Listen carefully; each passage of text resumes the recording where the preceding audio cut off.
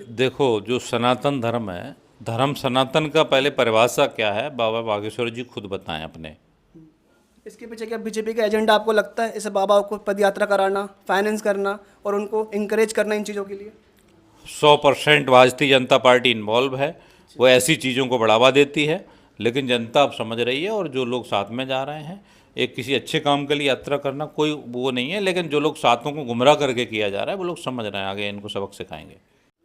नमस्कार दोस्तों, मेरा नाम सुमित और आप लोग देख रहे हैं भारत दस्तक। आज हम हैं समाजवादी पार्टी के कार्यालय पे और हमारे साथ है श्री मनोज यादव जी, जो कि समाजवादी पार्टी के मध्य प्रदेश के अध्यक्ष हैं। बहुत बहुत स्वागत है सर आपका। जी धन्यवाद आपका। सर, आज संविधान दिवस था और समाजवादी पार्टी ने बहुत अच्छे से संविधान दिवस बनाया।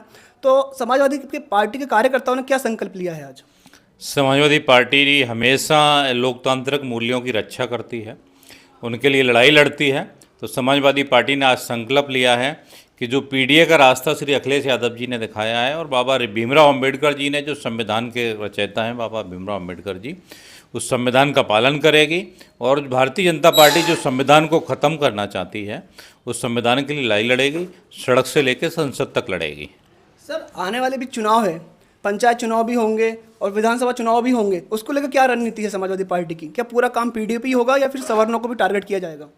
पीडीए में सभी आते हैं, उसमें अगड़ा वंचित भी आते हैं, आदि आबादी महिला भी आती है। पीडीए पिछड़ा, दलित, आदिवासी, अल्पसंख्यक, आदि आबादी महिला और अगड़ा वंचित सभी का पीडीए है। संविधान के हिसाब से जो संविधान दिवस है कि जिसकी जितनी संख्या बाहरी उसकी उतनी भागीदारी होनी चाहिए, हर क्षेत्र में होनी चाहिए। ये संविधान जो कहता है, समाजवादी पार्टी भी वही कहती है कि महिलाओं को भी उनका अधिकार मिले, दलितों को भी मिले, पिछड़ों को भी मिले, आदिवासियों को भी मिले, अल्पसंख्यकों को भी मिले। तो समाजवादी पार्टी उनकी रक्षा की लड़ाई लड़ेगी, हमेशा तैयार रहेगी।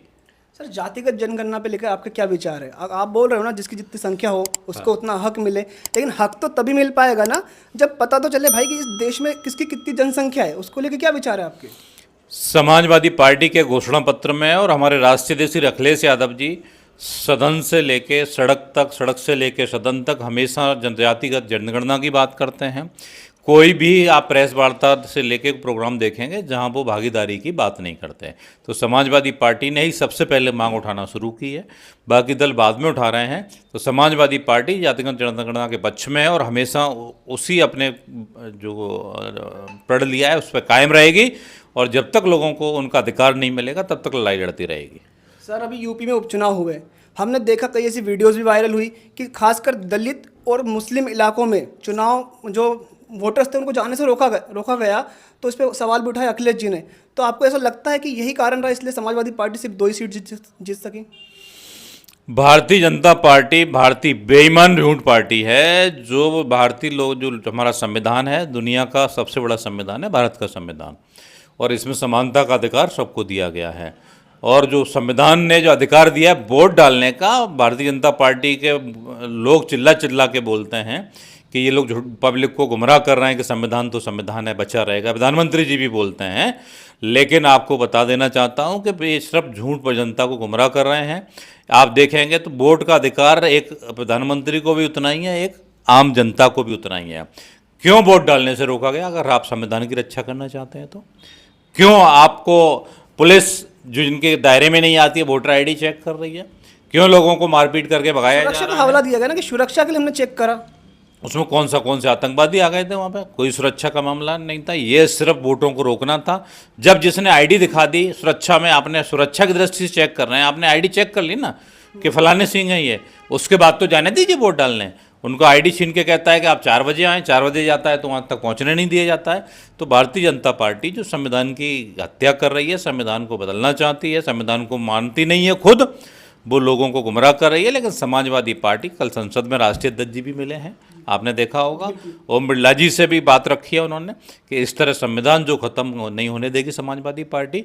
और आज पूरे मध्य प्रदेश में हर जिला और तहसील मुख्यालय से लेके हर जगह समाजवादी पार्टी ने संविधान दिवस को मनाया है और संकल्प लिया है कि मध्य प्रदेश में संगठन को मजबूत करेंगे। चाहे पंचायत का चुनाव हो, चाहे आपका नगर पालिका का चुनाव हो, कोई भी चुनाव हो, सबकी भागीदारी के हिसाब से समाजवादी पार्टी टिकट भी बांटेगी और जनता के मुद्दों की लड़ाई भी लड़ेगी। सर, संभल में हिंसा हुई है जिसमें बताया जा रहा है कि 5 मुस्लिम युवक की डेथ हो गई, पुलिस की गोली द्वारा हुई या कैसे हुई ये अभी तक सामने नहीं आ रहा है। लेकिन जो अखिलेश यादव जी है, अन्य नेता है विपक्ष के, वो कह रहे हैं कि पुलिस ने गोली चलाई इसलिए उनकी मृत्यु हुई है। तो आप क्या कहना चाहेंगे इसी हिंसा को लेकर? संभल में मृत्यु नहीं हुई है, उन्होंने हत्या की है। जी, तो आपका भी जो योगी जी की पुलिस है उन्होंने हत्या की है, उनका मर्डर किया है। और भारतीय जनता पार्टी बाद में चीज़ों को छुपाना चाहती है, क्योंकि उनके अधिकारी जो गलतियां करते हैं बाबा के कहने पे, बाबा को सरकार चलाना नहीं आ रहा है, वो मंदिर में अपने मठ पे बैठते तो ज़्यादा बेहतर था उनके लिए।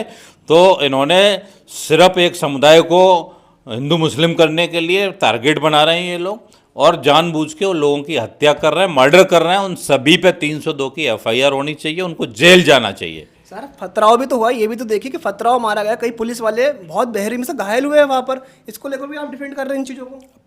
पहले पुलिस ने पत्थर चलाए, अखिलेश जी पुलिस कैसे पत्थर ने, अखिलेश जी ने एक ट्वीट किया है। आप एक पुलिस वाला अपने हाथ में, हमें दिखा चाहो तो अभी दिखा सकता हूँ, पुलिस वाला अपने हाथ में पत्थर लेके खड़ा है।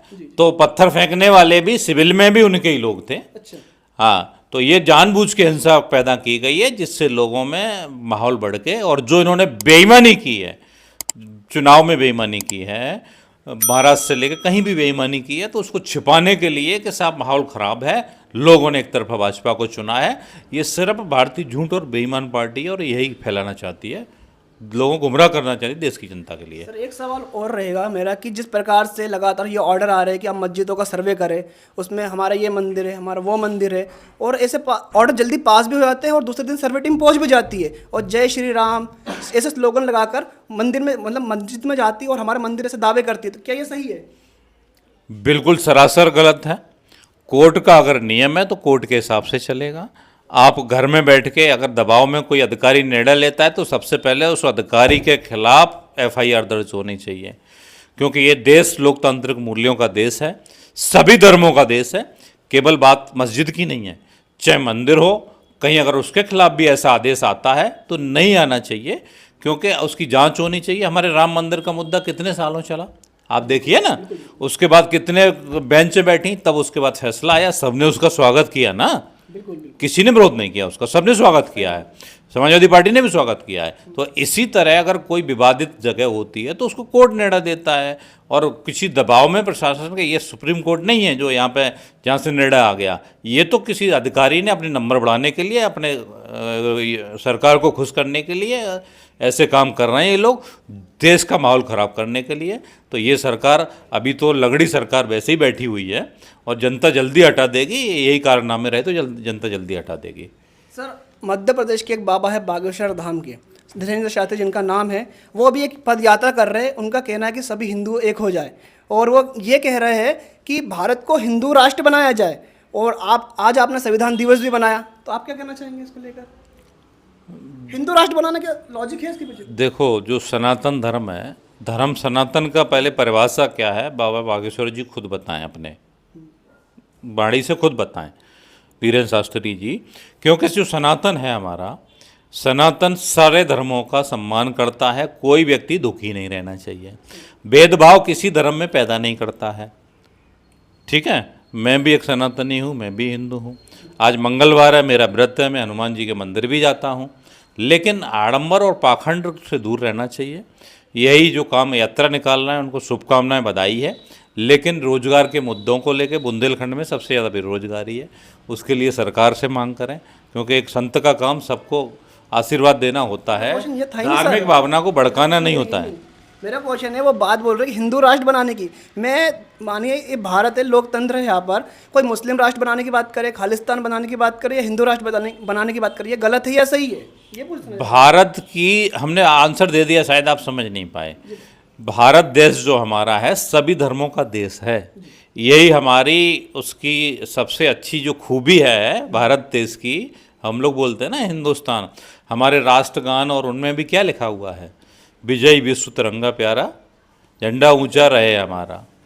ठीक है ना, जो एक गाना जो गाया गया है उसमें कोई सिख, कोई गोरखा, कोई था मराठी, सरहद पर मरने वाला हर वीर था भारतवासी। तो सबको मिला के हमारा देश बना है, किसी जाति और पक्ष का नहीं है। वैसे ही आप हिंदू देश तो आपका वैसे ही है, आप 140 करोड़ आबादी में है, 120 करोड़ तो हिंदू है ही ना, तो हम तो वैसे ही। खतरे में कैसे सर?